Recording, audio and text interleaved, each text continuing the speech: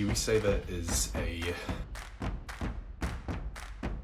product or service that was set up to enable Kiwis to save for their first homes and also to set them up for retirement and ensure that they have some kind of piggy bank when they get to age 65.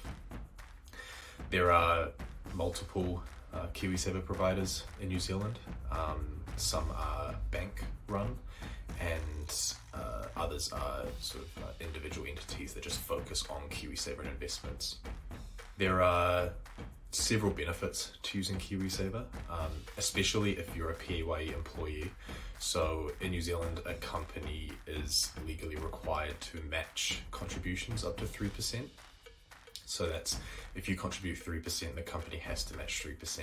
Some employers will match up to 4%, and if they do that, you are lucky, because an extra percent every week, fortnight or month, whenever your paycheck comes in over 30-40 years, that adds up to quite a large sum, and especially when compound interest is involved. There's also a government guarantee that if you contribute at least $1,042 between July 1st and June 30th, then the government will give you 50 cents on the dollar, so they'll give you $521 max.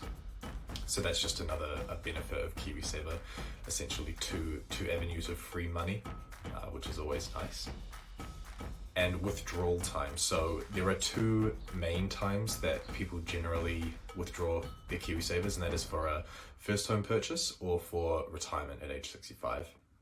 There are other instances where you can withdraw KiwiSaver, a bit less common. Probably two of the main ones are a hardship withdrawal. So you've got to prove that you're going through tough times, and then if it meets the criteria, then you will be able to withdraw. And also permanent immigration is another one. So you've been living in New Zealand for 20 years or something, and you decide to permanently move to England or anywhere in the world.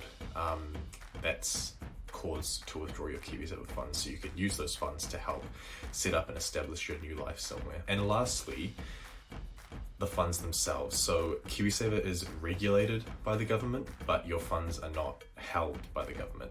Funds in KiwiSaver are actually held in public trust, which means that no matter how dire things get, the government cannot actually access your money, which is quite a big concern and question that many people have. So the government can't touch your money, and it's held in public trust, which means it's safe. And yeah, just a brief overview on KiwiSaver.